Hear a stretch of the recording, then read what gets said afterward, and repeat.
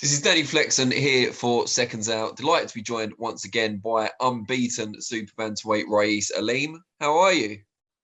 Hey, I'm doing all right. Good. Big fight coming up, probably the biggest in terms of name value of your career so far, in terms of the opponent. Mike Plania, known for his upset victory, I guess, over Josh Greer. It wasn't his last fight, but the one that got him the most prominence. What does it say about your mindset that you're willing to seek out while waiting for a title shot, someone who's also ranked by pretty much all the governing bodies? Well, it just says I'm willing to fight the best. It doesn't matter who he is, what he's done, what he's accomplished. You put him in front of me, I'll find a way to beat him. This is no different. So I'm definitely up for the challenge. And you got to tune in June 18th to see if he is. What do you make of him as a fighter?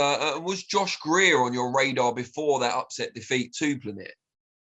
Well, Greer wasn't on my radar, only because, he fought at a lighter weight class. I didn't see him moving up to 22. Plania, I thought that was a great fight. What I think of him as a fighter, I think he's a great fighter. Probably a future world champion, great balance, explosive. I mean, as far as the Greer fight, he looked strong. Looked like he had a good boxing IQ. So, I can't talk good enough about the guy. He's ranked in all the sanctioning bodies. Great fighter. Oh, he said he hates you. He didn't really. I've never spoken to him. Where do you hold the advantages going into this fight? Because you've talked him up well there. He's obviously a very gifted fighter, but where can you hold the edge? Well, I think one of my biggest advantages is the fact that he's never been in with a guy like me. I think my hand speed, my foot speed, and my power in both my left and right hand is going to be a problem for him all night. I don't think he'll be able to adjust to any of that. And when Greer kind of put some pressure on him, it looked like he started to fold a little bit. So we'll see what happens fight night. My sources tell me you've had some really good sparring in this camp out in Las Vegas, of course, where you do all your training. Tell us a little bit about that, who you've been moving around with. Well, I don't like to really throw names out there, but yeah, I've been getting some great work in. I've got my rounds in. Everything is there. I'm just kind of fine tuning some things. Cut the little bit of weight I have left, but everything is good. I've got very competitive rounds, 10 and 12 rounds, and yeah, it's been great. So I'm ready to show up and show out. We've talked before, you've got a daughter who lives in Florida, of course. You've got a great relationship with her. How tough is it when you go into these, intense training camps and you can't see her as much, maybe on FaceTime and stuff, but not, person to person?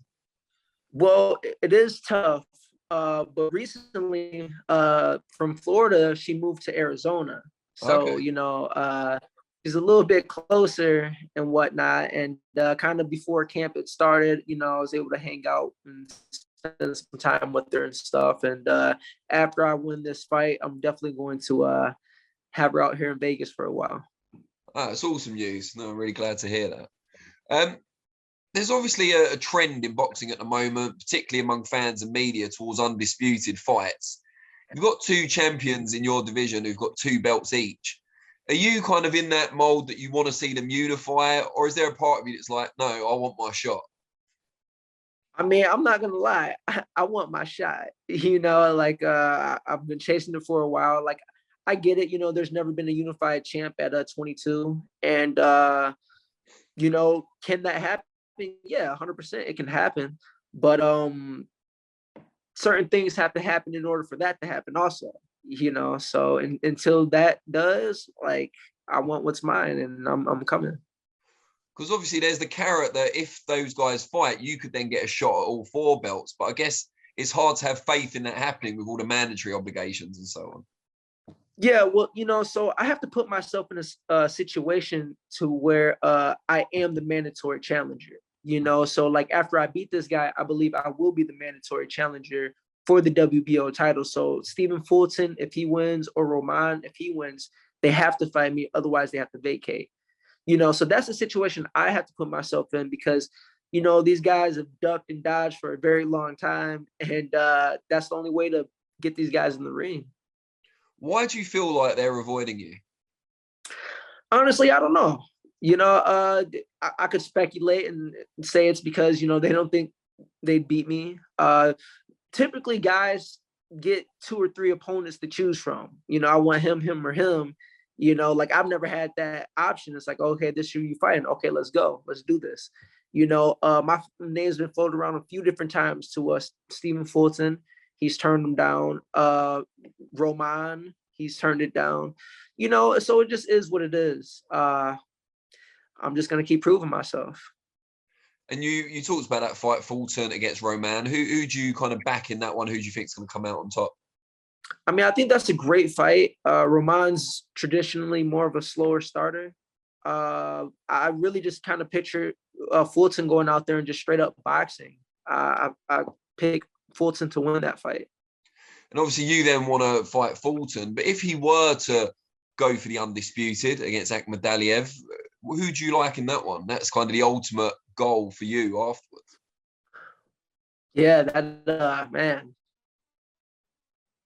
I'd lean towards Akhmadaliev. I mean, I think his him being softball would give Fulton a hard time, and he's very strong also. And Fulton's been dropped before, more than once. So yeah, I think I would give the edge to Akhmadaliev. How frustrating is it for you, if at all, having to wait for this title shot? You're doing everything you can, as you said. Other fighters are turning you down. You're not turning anyone down. So it's through no fault of your own, but you are being made to wait. Right. I mean, it can be frustrating, but I know as long as I stay the course, like it's gonna happen when it happens. If it doesn't happen soon, the next best thing is move up to 26 and chase the title there. And kind of cut my losses. So we'll see what happens. How challenging is it for you to make 22 as it stands? I mean, I've always made weight, but that doesn't mean it hasn't always been a struggle. Like my last fight, like I struggled to make weight, and I don't want to do that this time around. So we'll see. I think this is going to dictate a lot of things in the future, how I feel making weight this time around. There's been a lot of talk recently about the pound for pound lists. I know not everyone kind of believes in them or feels they're fair, but since Canelo lost his last fight, and he was for a lot of people the number one, there seems to be a bit of a shake-up now. So it'd be good to know what you think, what your kind of, I don't know, top 2 or 3 is in that pound for pound rankings. Who's your top 5? Oh God. I'd probably still have Canelo number 1 because I think he was out of his weight class. I think if you super middle, I think he's unbeatable. But you'd have to have Crawford and Spence both in there. Sure. Usyk, and I'm trying to think. I don't want to miss anyone out that's really good. Maybe Jamel Charlo, but I'd have to think maybe Naoya Inoue. Yeah. Okay. Tell me yeah. So my first one would probably have to be Tyson Fury.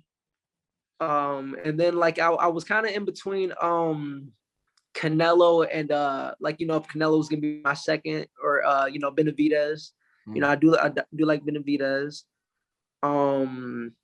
Yeah, I'm a big fan of the Charlos, so yeah, I do like Jamel, or I like Jamal also. But man, Crawford, I'm a big Crawford fan. I think Crawford beats Spence. That'd be a great fight that needs to be made for the sport. And then yeah, Spence. So yeah. And you said Crawford Spence there. It's obviously a mega fight. Everyone wants to see it. Assuming you're the Crawford in this scenario, who is your Spence? Who, even if it's in 2-3 years in the future, who's the guy you can oppose for like a transcendent fight? Oh man. You must have thought about it. I'm thinking like a Valdez. Valdez, yeah, 130. Yeah, that's a good one. I was thinking maybe Shakur, but obviously he's probably going to move up now, isn't he? Yeah, I would assume so. Especially Tank beating Rolly and everything unfolding in that division, and yeah. Do you is there a part of you that kind of wishes some of these kind of crossover stars were still around 130 or even 126? I mean, it'd be I mean, Or yeah, that it'd be. you were bigger, one of the two. Wait, what's that? Or that you were bigger and you were a 130 or 135. Oh yeah, I mean, like I said, it's like, man, I was watching Valdez fight, and it's like, I'd love to fight Valdez, you know. So yeah, I mean, yeah, I do wish that. Yeah, I don't know. What about from history in boxing? Who have you kind of looked up to, or whose style have you liked over the years? I'm a big Marvin Hagler fan. I mean, just you know, not only his boxing style inside the ring, but also, you know, I mean, he changed his name to Marvelous Marvin Hagler because he felt like he wasn't getting the recognition he deserved. You know, so it's like, damn, that resonates with me. You know, so yeah. Are you planning to do something along similar lines? Are we gonna get an extra moniker as your You official know, name? I might have to, you know, after I beat this guy and I get my title shot, you know, and after I win that, and if I'm not getting the respect I feel I deserve, I might just do that. You seem like a really affable guy, very friendly and everything, but do you feel sometimes that you don't get that respect that you deserve? I mean, I do. I feel like that, but at the same time, you know, boxing is a sport of what have you done for me lately? You know, you have to consistently prove yourself, and it's like I want the big names. I've gone after all the big names, and I've tried, and they've ducked and dodged, and this, and then there's this hurdle, and it's like time and time again, I jumped that hurdle and passed the test, and you know, but it is what it is, and like I said, I'm only going to continue to do it for so long before boom, I'm going to move up to 26 and fight a big name, and or move up to 130 and really try to make something happen. Do you still feel pretty fresh? You know, you're still pretty early in your career. Yeah, I mean, like I haven't been in a lot of wars. You know, I take care of my body. You know, so I've kind of just taken a page out of like Nonito Donaire's book, you know, Floyd Mayweather, Bernard Hopkins, even Manny Pacquiao, you know, like guys who've had an extended career, but were still able to fight at an elite level, you know, so it's not impossible. How much do you want it? What are you willing to sacrifice? Are you good enough? That time that you spent with Nonito Donaire must be invaluable now. Oh yeah, great. I was actually in camp with Nonito a little bit, you know, just a few weeks ago. But yeah, you know, it's been great, you know, just words of wisdom and you know, picking things from his fighting style and everything he brings to the table. And you what sort of shape is he in going into the big rematch with Inoue? He's in great shape. You know, he has his feet under him now at 18, which when they first fought, he was, you know, fresh at 18 again. So I think this is gonna be a really great fight. I think he can beat. I think he can beat him. And then maybe Inoue moves up, and could be an opponent for you.